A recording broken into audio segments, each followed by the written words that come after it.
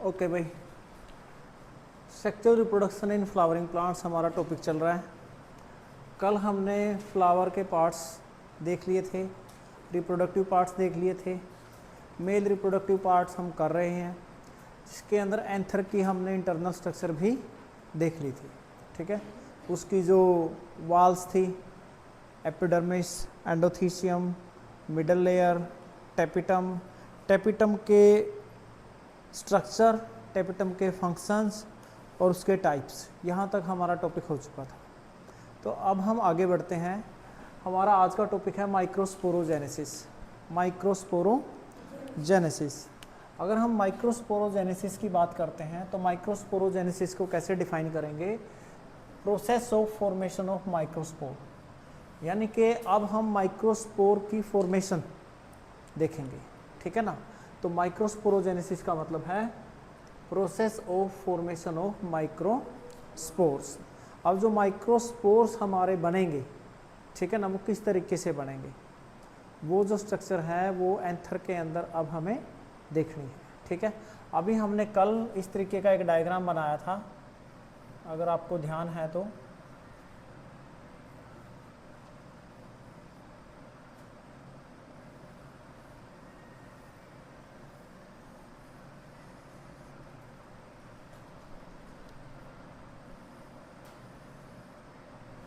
ध्यान है भाई?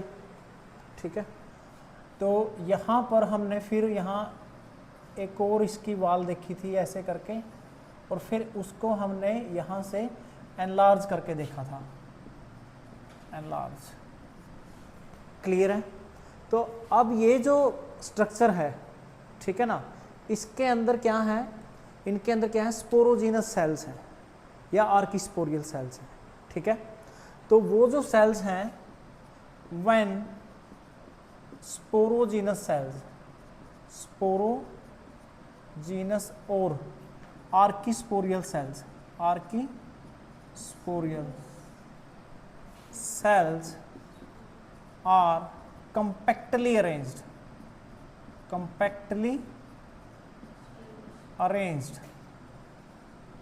they are called microsporangia. अब होना क्या है कि इस एंथर के अंदर क्या होगा, धीरे धीरे पोलन ग्रेन बनेंगे या माइक्रोस्पोर बनेगा। उसके बाद फिर हम क्या देखते हैं, उसके बाद यहाँ से एक प्रोसेस होती है जिसे बोलते हैं डेहिसेंस, वो होगी, और उसके बाद पोलन ग्रेन बाहर निकलेगा। अब मान लो कि यहाँ फर्स्ट स्टेज पर क्या है कि all the archisporial cells are compactly arranged।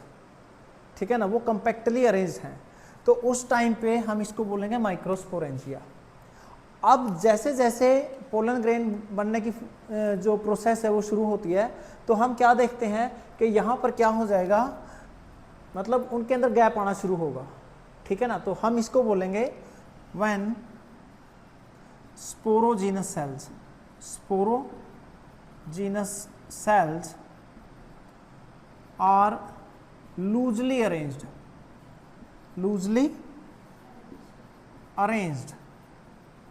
they are called pollen sacs। अब यहाँ इस पोलन सैक्स के अंदर से एक माइक्रोस्पोर मदर सेल क्या करेगा, जो आपका माइक्रोस्पोर मदर सेल है, माइक्रोस्पोर मदर सेल जो कैसा है, 2n है, गेट कन्वर्टेड इनटू माइक्रोस्पोर। अब यहाँ जो स्पोरोजीनस सेल्स हैं उसमें से एक माइक्रोस्पोर मदर सेल क्या करेगा, जो 2n है, डिप्लॉयड है, वो माइक्रोस्पोर में डेवलप होगा। ठीक है, कैसे होगा, उसके लिए हम थोड़ा सा यहाँ देख लेते हैं। तरीका क्या है कि मान लो कि हमारे पास ये एक माइक्रोस्पोर मदर सेल है। क्या है ये? माइक्रोस्पोर मदर सेल है, और ये 2n है बेटा, ये क्या है, 2n है। तो ये किस तरीके से डिवाइड होगा? सबसे पहले इसके अंदर मियोसिस होगी बेटा, meiotic division, meiotic division, meiotic division होगी। मियोटिक डिवीजन होने के बाद chromosome number reduce to half, chromosome number क्या हो जाएगा, आधा हो जाएगा। और उसके बाद 4 तरीके से आपका माइक्रोस्पोर बनेगा। पहला तरीका क्या है, पहला तरीका ये है, इसे बोलेंगे टेट्राहेड्रल टेट्राड, टेट्राहेड्रल टेट्राड। दूसरा तरीका क्या है, दूसरा तरीका इस तरीके से भी बन सकता है बेटा, इसको बोलेंगे आइसोबाइलेटरल टेट्राड, आइसोबाइलेटरल टेट्राड। तीसरा तरीका क्या है बेटा, ये इस तरीके से भी आपका टेट्राड बना, इसे बोलेंगे लीनियर, लीनियर टेट्राड। चौथा तरीका क्या है,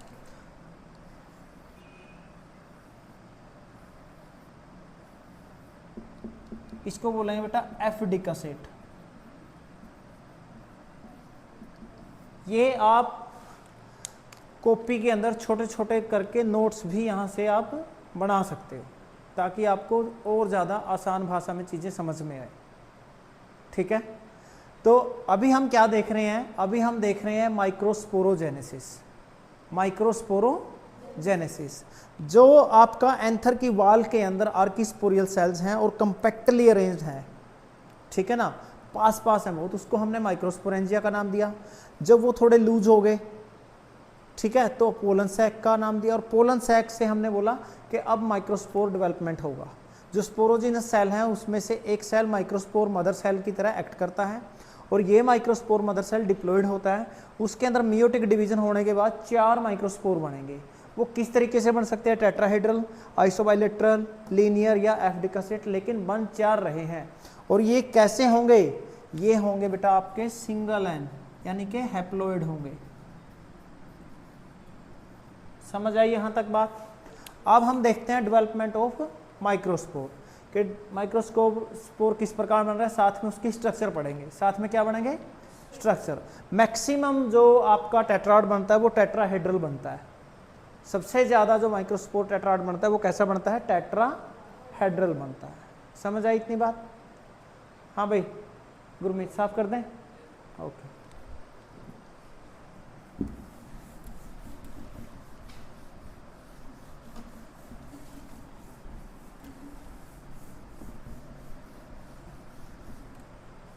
हाँ भाई देखें ध्यान से, हमारे पास क्या है, हमारे पास एक माइक्रोस्पोर मदर सेल है। ये है आपका एक माइक्रोस्पोर मदर सेल। ठीक है, क्या है, एक माइक्रोस्पोर मदर सेल है।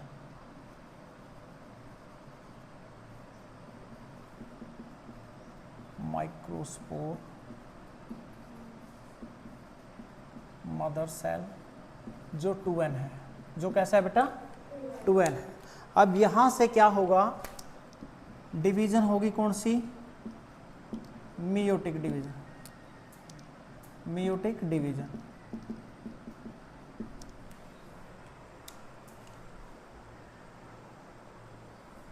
मियोटिक डिवीजन होगी भाई। अब मियोटिक डिवीजन होने के बाद हमें पता है कि यहां पर क्या हुआ, एक टेट्राहेड्रल टेट्राड बना। ठीक है, ये आपका टेट्राड बन गया। अब टेट्राड से यहां पर क्या हुआ, 1 2 3 4। अब ये आपका माइक्रोस्पोर बन गया। क्या बन गया, ये आपका माइक्रोस्पोर बन गया। अब ये जो माइक्रोस्पोर बना, किसका आ रहा है भाई ये बार बार फोन, एक सेकंड। हेलो भाई, क्लास ले रहा हूँ 12th बायो। ठीक, इसको स्विच ऑफ कर देते हैं। हाँ भाई, अब हम इसका स्ट्रक्चर पढ़ेंगे। ठीक है, कल आपने टेपिटम के बारे में पढ़ा था। टेपिटम में आपने एक चीज़ देखा था कि टेपिटम जो सेक्रेटरी है, ठीक है ना, इन नेचर है। उसके बाद आपने ये भी पढ़ा था कि उसके अंदर क्या होता है, स्पोरोपोलिन, नुबिस बॉडी, न्यूट्रिशन वगैरह सारी चीज़ें पढ़ी थी। अब इसका हम क्या देखते हैं, स्ट्रक्चर ड्रा करते हैं। ठीक है, इसका जो स्ट्रक्चर रहेगा पोलन ग्रेन का, वो कैसा रहेगा? सबसे पहले यहाँ हमारे पास इसके अंदर एक ये सेल है, दूसरे सेल को हम दूसरे उससे ड्रा कर देते हैं, ठीक है। इसके बाद इसके बाहर एक लेयर है, इसके बाद इसके बाहर भाई एक और लेयर हम कर देते हैं तैयार।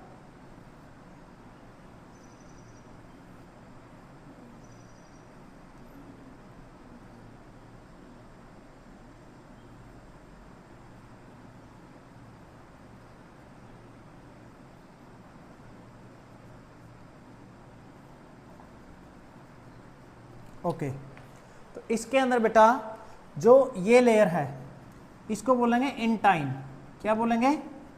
इंटाइन। पेपर में आ सकता है कि इंटाइन किस चीज की बनी होती है? Cellulose and pectin. ये किसकी बनी है बेटा? Cellulose plus pectin. समझ आई बात? एक और बाहर लेयर है, ये आपकी एक्जाइन है बेटा। ये क्या है? एक्जाइन है। कल एक्जाइन के बारे में आपने क्या सुना था कि ये सबसे हार्डेस्ट है।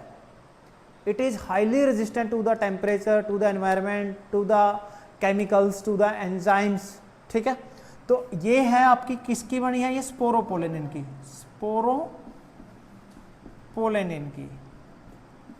अब आप देखोगे कि भाई जो आपकी एक्जाइन है वहां पर बीच में गैप्स हैं, ये जर्म पोर है बेटा, जर्म पोर है। ये जर्म पोर क्यों है यहाँ? क्योंकि यहाँ से at the time of favourable conditions there is germination और there is emergence of pollen tube.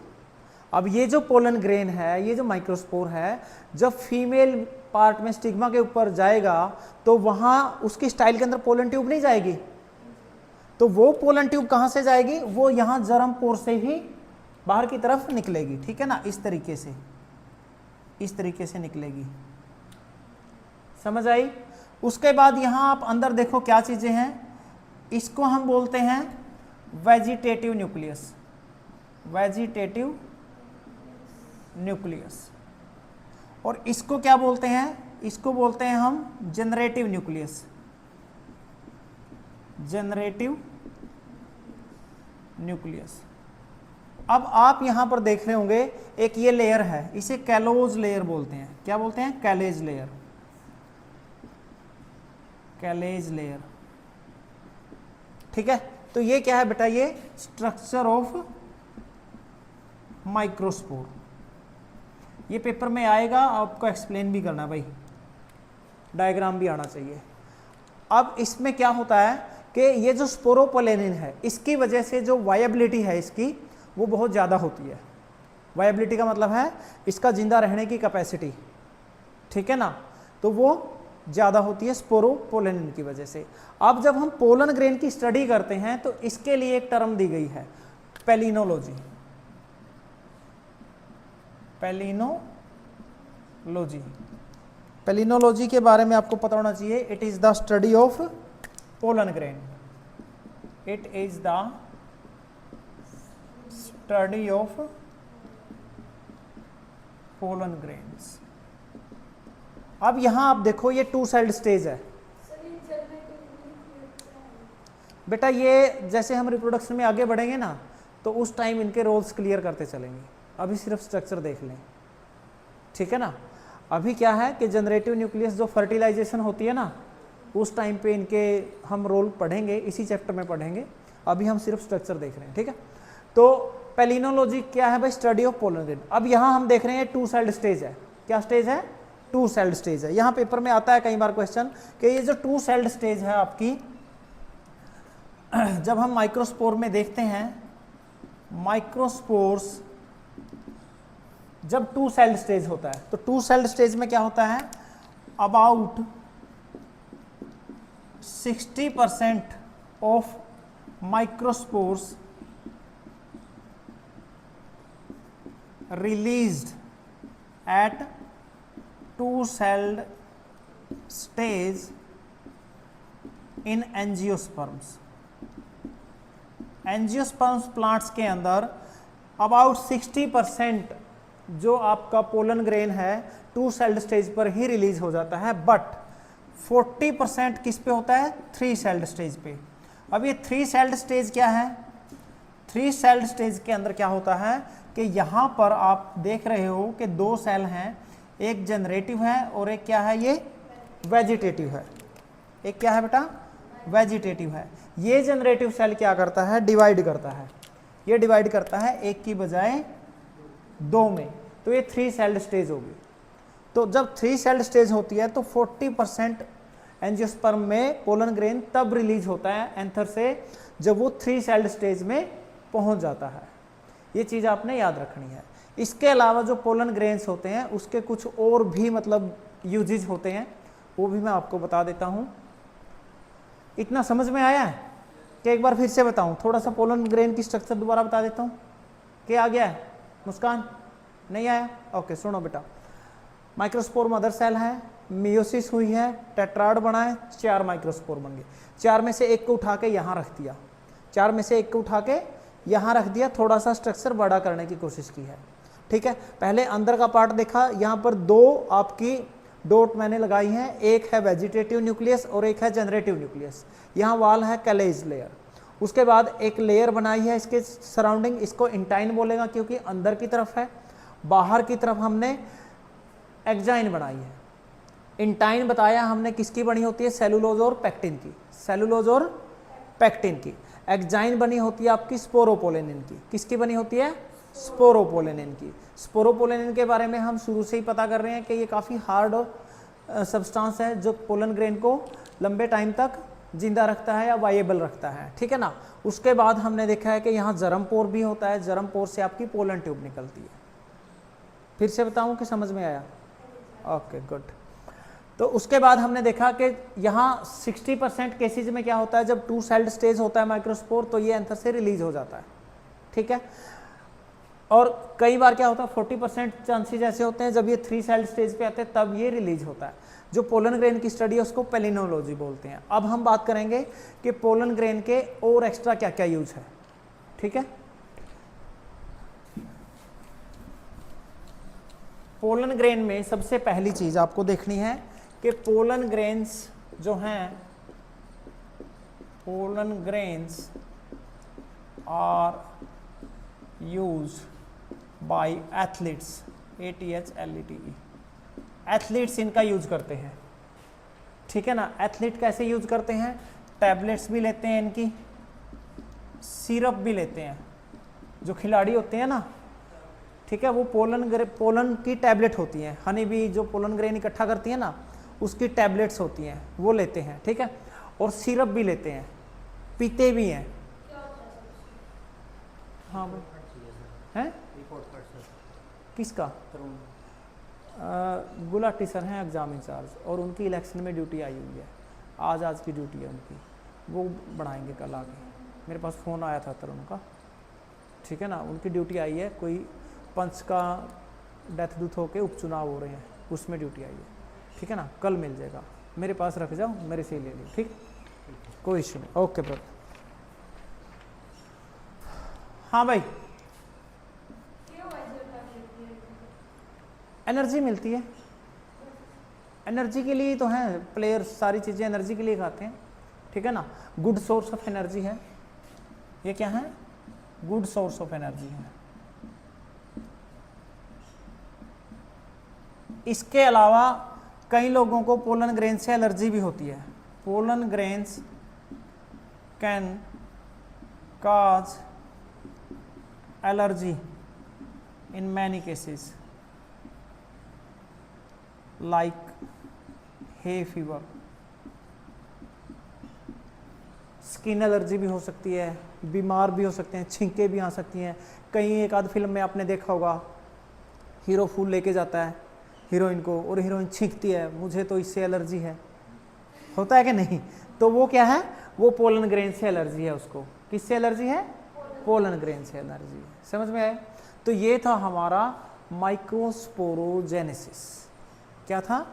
Microsporogenesis. यानी कि यहाँ पर हमारा जो आपका टॉपिक है sexual reproduction in flowering plants में, इसमें जो मेल सेक्सुअल ऑर्गन है आपका वो यहाँ पर टॉपिक आपका कंप्लीट हो गया है। क्लियर है? Very good.